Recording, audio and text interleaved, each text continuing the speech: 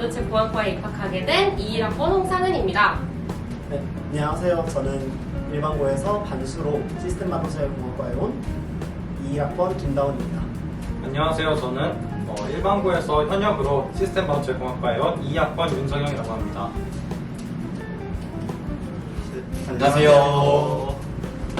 저는 시스템 반도체 공학과에 현역으로 입학한 일반고 2학번 남기수라고 합니다. 네, 안녕하세요. 저는 벌써 세 번째 영상 출연하고 있는데 일반고등학교 졸업해서 현재 시스템 반도체공학과 1학번 재학 중인 김지환이라고 합니다. 안녕하세요. 저는 일반고에서 현역으로 들어온 2학번 박성재입니다.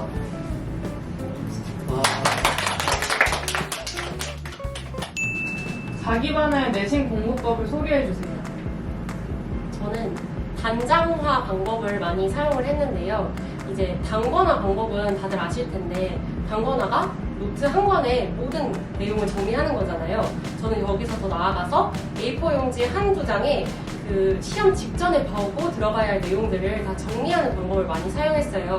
이제 이 방법은 시험 전날에 그 시험 범위 교과서를 처음부터 끝까지 쭉 펼치면서 이제 물리 같은 경우를 예를 들면 뭐 중요한 공식이라던가 사회 과목을 예를 들면 이론이나 사회학자 이름 등을 꼭 외워야 되는 걸 거기다 다 적는 거예요.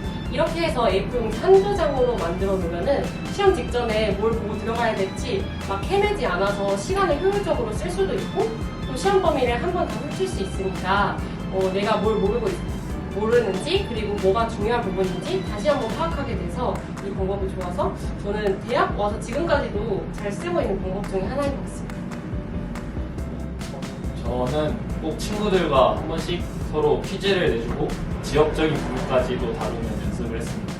꼭 저와 좀 마음이 맞는 친구와 함께 서로 어떤 교과서에서 정말 지역적인 부분이나 자세한 부분까지도 퀴즈를 통해서 서로 빼먹지 않도록 노력했습니다.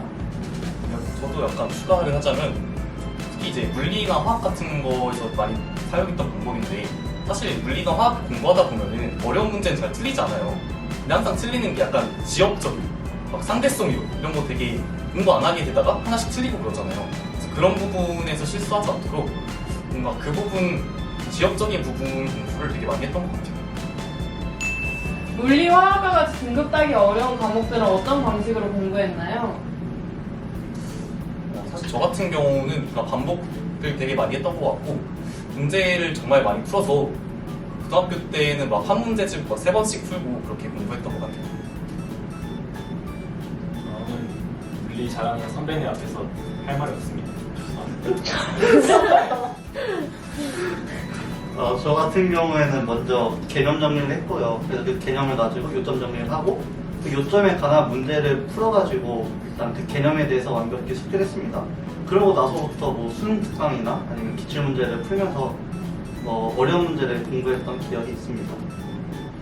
저는 이제 그 첫 번째 중간고사 시험이 끝나고 그 선생님의 문제 출제 경향을 분석하는 거를 연습했어요. 그 시험이 끝나면은 그 시험 문제를 분석해 보면서 이 선생님은 지역적인 문제를 좋아하시는구나. 여기는 복잡한 계산 문제를 좋아하시는 분이구나. 아니면은 이 선생님 교무실 책상에 이런 그 자습서가 있었는데 거기서 많이 응용된 문제가 나오는구나. 이렇게 매년 바뀌는 선생님의 그 출제 경향을 파악하였습니다. 저 같은 경우에는 이제 물리랑 화학 과목은 선생님이 새로운 유형을 만들어내서 문제를 출제하기가 되게 까다로운 과목이란 말이에요. 그래서 저는 이제 수능 특강이나 기출 문제를 반복해서 풀어보는 걸 추천드리고 싶습니다. 이과인대 사회 과목 성적이 중요한가요? 네, 저는 사회 과목도 중요하다고 생각합니다. 물론 이과 과목만큼은 아니지만 왜냐면은 사회 과목이 그 통합 교과 성적에 들어가기도 하고 그리고 사회 과목 점수를 잘 받으면은 그게 저의 성실성이나 아니면 저의 통합적 인재 능력 같은 걸 보여줄 수 있는 좋은 기회이기 때문입니다. 저도 동일하게 생각을 하는데요.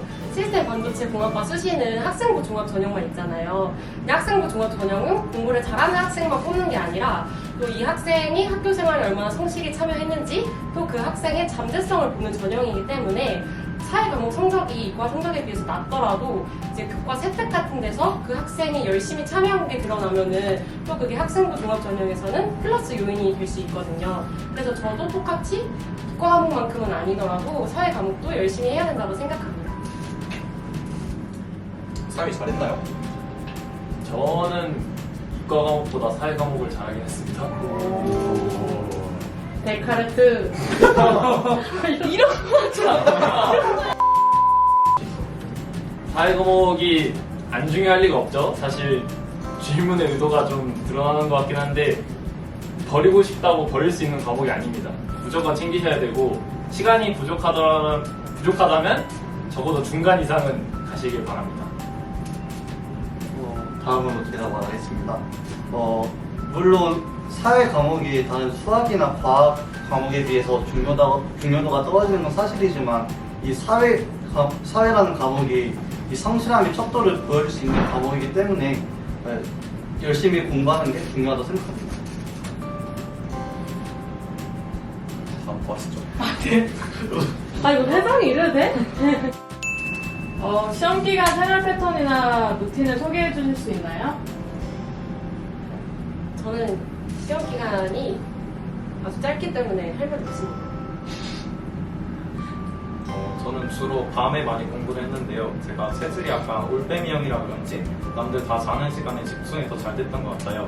그래서 해 뜰 때까지 공부를 하다가 이제 학교 쉬는 시간이나 아니면 자습하라고 주시는 시간에 쪽잠으로 잠을 잤던 기억이 있습니다.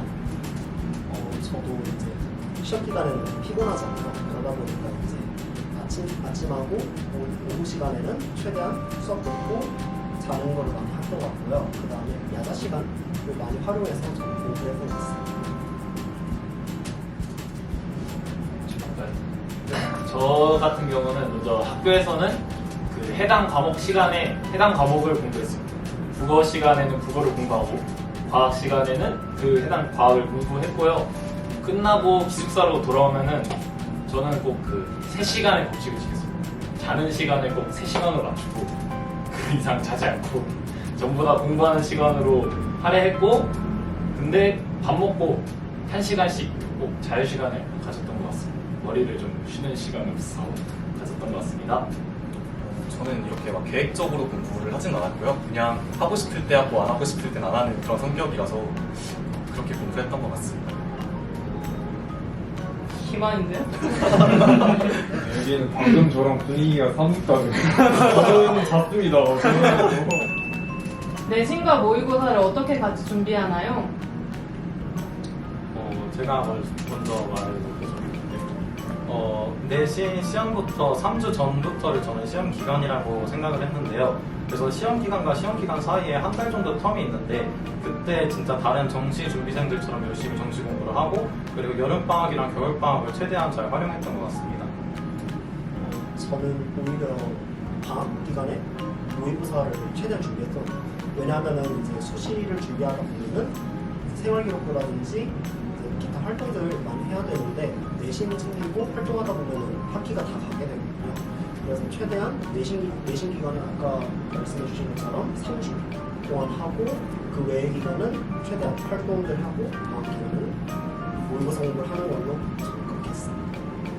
저는 내신이랑 모의고사를 꾸준히 준비를 하긴 했는데 이제 내신 시험이랑 모의고사 시험이 보통 최소 2주 정도의 간격을 두고 있단 말이에요. 그래서 모의고사가 조금 더 가까울 때는 이제 전체적인 내용의 흐름을 파악을 하고 개념을 응용할 수 있는 응용력을 좀 키우려고 문제를 많이 풀었다면 내신 시험이 더 가까운 기간에는 이제 교과서의 날개 부분이나 학교 선생님이 강조하셨던 조금은 지역적인 부분을 위주로 암기 위주로 공부를 하려고 노력을 했었던 것 같습니다. 정시 준비는 얼마나 했나요? 안 했습니다. 저 같은 경우는 제가 기억하기로 이제 9월 말에 자소서를 다 쓰고 그 다음부터 이제 정시 공부를 시작했던 걸로 기억을 해요. 그래서 12월 초에 수능을 봤으니까 2달 반 정도 공부했던 것 같은데 또 그 중에 또 막 면접하는 기간 이런 거 빼면은 진짜 한 달 정도밖에 정시 공부를 못했어요. 그래서 정시 공부는 많이 하지는 못했던 것 같아요. 저는 완전 반대로 정시와 수시를 동시에 준비를 했는데요. 근데 사실 저는 정시 공부와 수시 공부가 크게 떨어져 있다고 생각을 하지 않는 사람이었거든요. 왜냐면 저는 수시 선택 과목이 정시 선택 과목과 거의 동일한 과목이었기 때문에도 좀 그랬던 것 같은데 이제 수시 공부를 좀 열심히 하다 보면 이제 이제 아무리 정시라도 1, 2번 문제에서는 되게 조금 지역적이고 살짝 2점짜리 그런 게 나오잖아요. 그래서 수시 공부를 하면 그런 문제를 맞출 수 있다는 장점이 있고 또 정시 공부를 하면 좀 어려운 고난도의 문제를 해결할 수 있기 때문에 저는 둘 다 열심히 해서 같이 할 수 있다고 생각을 해서 동시에 준비를 했고 또 결과적으로 그게 도움이 많이 됐었던 것 같습니다.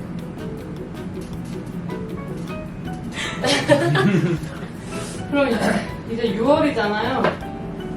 이 영상이 언제 올라갈지 모르겠지만 육모 시즌은 다들 뭐 하시나요? 뭐 하셨어요? 저요? 하셨나요? 저는 그때는 조금 중간고사도 끝나고 하니까 수행평가에 집중하지 않았나 생각합니다. 저 같은 경우에는 자소서 설계 시작했고 그 다음에 기말고사 공부 실시하기 시작했고 그리고 수행평가 준비를 했습니다. 저는 정확하게 기억하는 게 저희 중간고사 바로 다음 날이 6월 모의고사였어요. 그래가지고 그때 시험도 기억해요. 그 중간고사 때 마지막 시험 기하를 보고 그 다음에 6월 모의고사를 봤는데 너무 정신없게 봤던 기억만 남는 것 같아요. 그래서 좀 힘들었다는 생각이 드네요. 뭐 하셨나요? 저는 수행평가 준비로 바빴었습니다. 그리고 대회 준비로 저도 만났습니다. 사실 저는 6월까지 제가 어떤 과목으로 시험을 볼지 결정을 하지 못했기 때문에 용모 준비를 안 해서 할 말이 없네요. 그만인가요? 그만인데?